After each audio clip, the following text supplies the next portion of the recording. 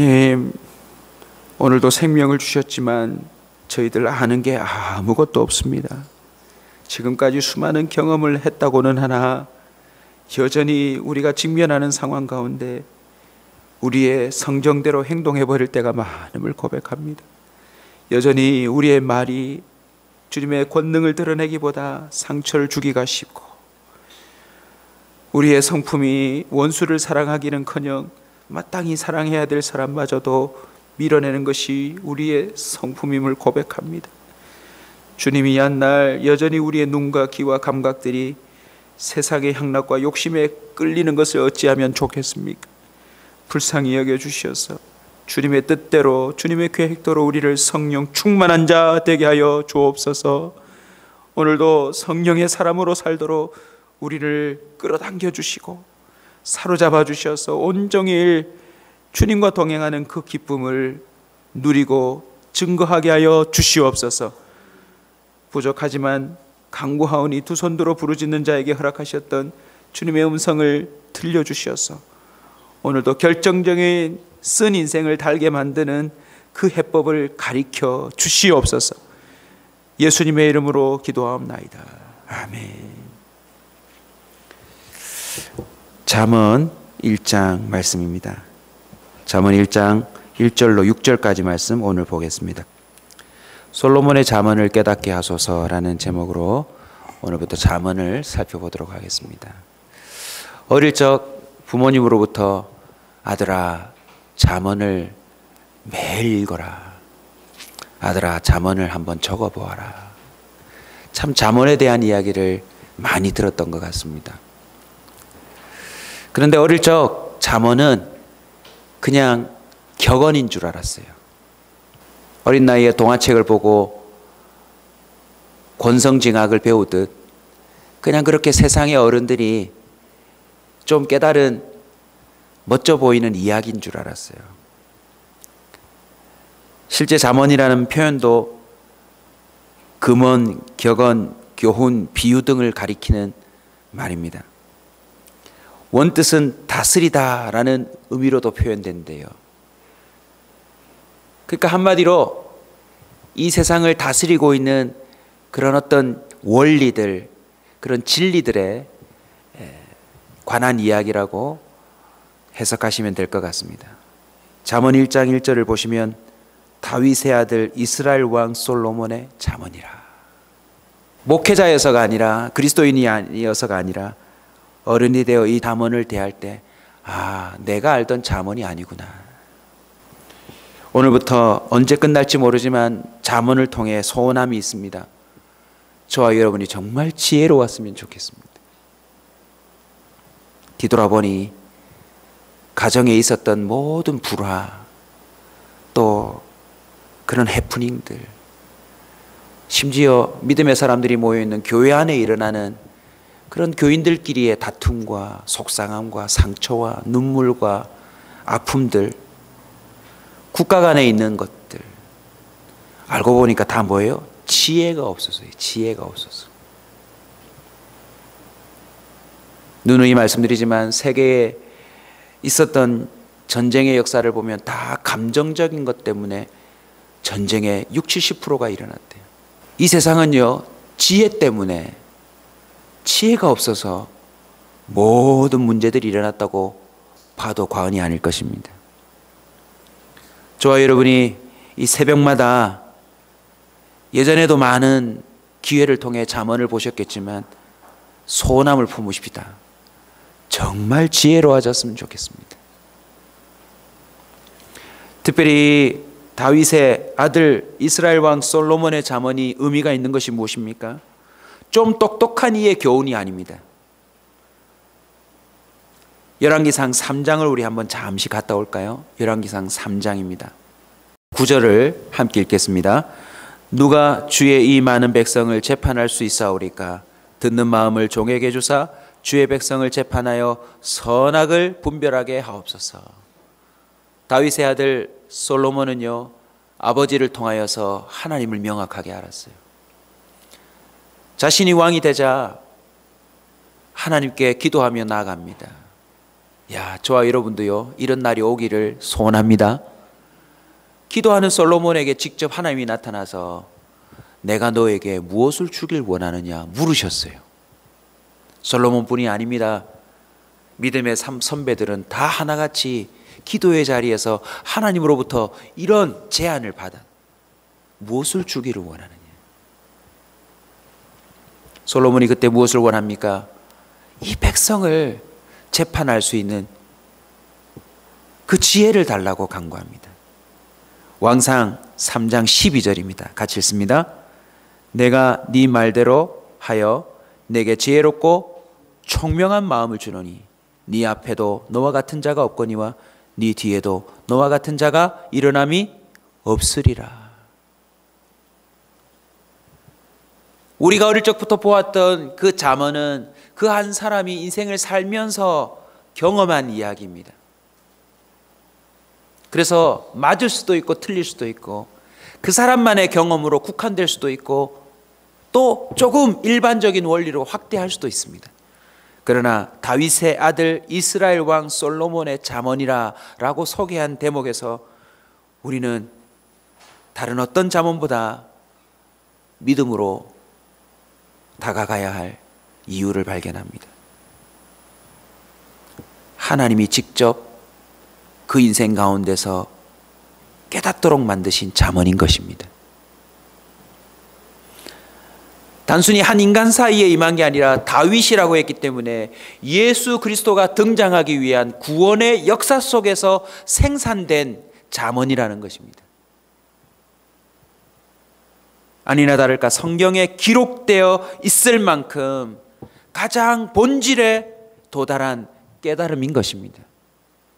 그래서 저와 여러분은 그냥 대충 좀 지혜를 얻기 위해서 읽어야 될 잠언이 아닙니다. 생명을 걸고 이 잠언을 깨달아야 합니다. 다윗의 아들 이스라엘 왕 솔로몬의 잠언이라 해놓고서는 2절부터 이렇게 말합니다. 이는 이 잠언이 다르다는 사실을 보여주는 것입니다. 첫 번째는 뭐가 다릅니까? 사람들의 삶을 변화시켜 놓습니다. 저와 여러분이요, 생각보다 곡해되어 있는 삶을 많이 갖고 있다는 거 아십니까?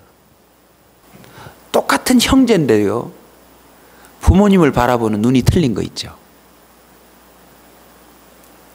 A라는 똑같은 사건을 두고 부모는 이 자녀와 이 자녀를 대했는데 이 자녀와 이 자녀가 그 부모를 바라보는 눈이 달라요. 그리고 나중에는요, 해석이 완전히 딴판인 거 있죠. 잘못 알고 있는 지식이 얼마나 많은지 모릅니다. 잘못 알고 있는 지혜, 이 무서운 표현이거든요. 지혜 자체가 제대로 된 걸 아는 게 지혜인데 잘못 알고 있는 지혜가 참 많아요. 똑똑한 척은 혼자 다 아는데 알고 보면 그 사람이 발휘한 지혜가 다 엉망진창이라는 겁니다. 여러분, 신앙 안에도 참 많습니다. 하나님의 음성을 들었다고 말하는 사람이 얼마나 많은지 몰라요. 말도 아닌데 제가 우리 성도들에게 누누이 사도행전을 통해서 부탁드리잖아요. 성령의 음성이 들려졌다고 여겨지면 오히려 그걸 부정하고 입 다물고 가만히만 있어도 그게 진짜 맞는지 드러난다고요. 지금도 교회 안팎으로 곳곳에서 주님의 이름을 빙자함으로 말미암아 지혜롭지 못한 일을 버려서 주님의 영광 가리우는 사람들이 얼마나 많은지 모릅니다. 저와 여러분이 얼마나 위험인물인지 스스로 겸손히 받아들이며 이 잠언을 알아가기를 원합니다. 어떻게 삶을 변화시켜 놓습니까? 지혜와 훈계를 알게 한답니다. 명철의 말씀을 깨닫게 한답니다. 그래서 지혜롭게, 공의롭게, 정의롭게, 정직하게 행할 일에 대하여 결국 훈계를 받아들인대요. 여러분도 이미 만나보셨겠지만 정말 답답한 사람의 특징이 뭐냐면 아무리 말해줘도 몰라요. 그리고 본인은 또 안다고 생각해요. 시편 119편에 기자가 이렇게 소개하고 있는 구절들을 우리 마음에 담기를 원합니다. 34절입니다. 나로 하여금 깨닫게 하여 주소서. 내가 주의 법을 준행하며 전심으로 지키리이다. 뭐하게 해달라고요? 깨닫게 해달라고요. 125절입니다. 나는 주의 종이오니 나를 깨닫게 하사 주의 증거들을 알게 하소서. 130절입니다. 주의 말씀을 열면 빛이 비치어 우둔한 사람을 깨닫게 하나이다. 자, 세 글자가 등장했습니다. 다윗의 아들 솔로몬의 잠언을 통해 저와 여러분이 이번에 확실히 경험해야 될 게 바로 깨달음입니다. 내 안에 있는 우둔함이 다 깨달아졌으면 좋겠습니다. 그리고 내가 속히 알아야 될 가정을 살리는, 교회를 살리는, 그리고 내가 하고 있는 이 직업을 새롭게 만들며 남은 삶을 제대로 살아갈 수 있는 그 깨달음이 임하기를 소원합니다. 새벽마다 저와 여러분의 알미 새로워지는, 정말 하나님이 주고자 하는 복된 깨달음은 하나씩 다 얻어 챙기는 은혜가 있기를 소원합니다. 있을 줄로 믿습니다.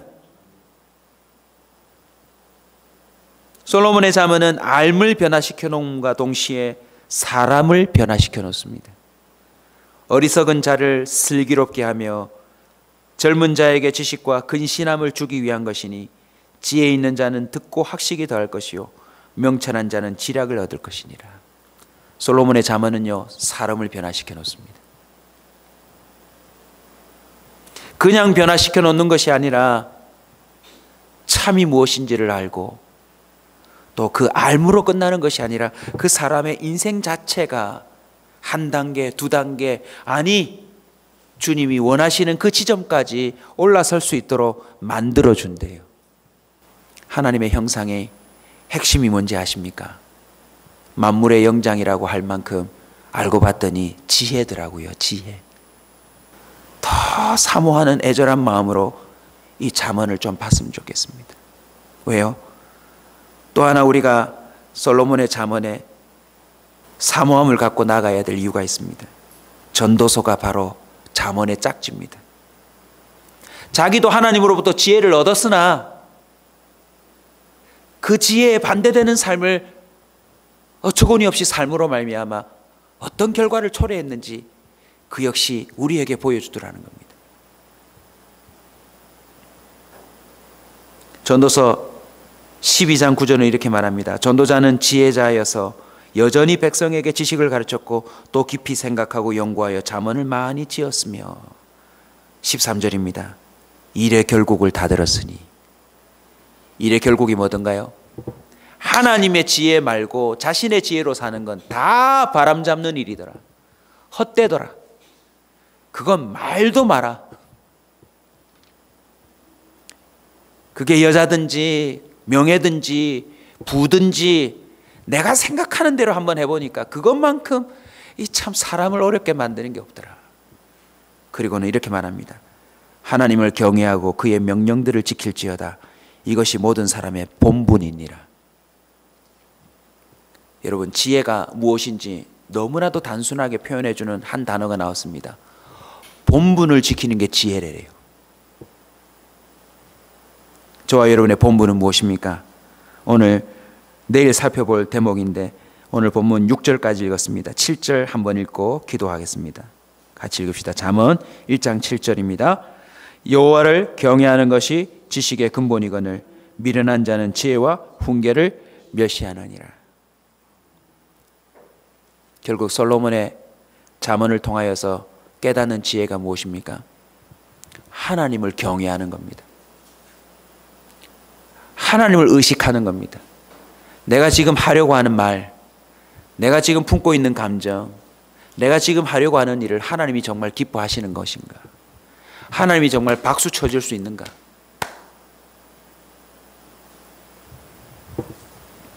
지금도요, 땅에다가 하나님이 의도하셨던 지혜대로 하면 맨 땅에서 뭔가가 솟아오르는 기적이 일어납니다.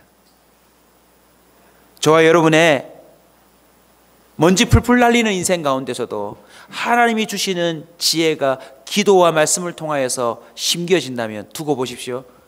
우리 인생 가운데 온 국민이 존경할 만한 일이 생겨날 수도 있습니다. 오늘부터 주님 주시는 지혜로만 한번 살아보지 않으시겠습니까? 저도 간절합니다. 지혜롭지 못함이 우리의 눈물이 되더라고요. 지혜롭지 못함이 결국 우리를 아프게 하더라고요. 지혜롭지 못함이 결국 우리를 불행하게 만들더라는 것입니다. 저도 우리 성도들도 정말 지혜롭다고 소문난 성도들이 되었으면 좋겠습니다.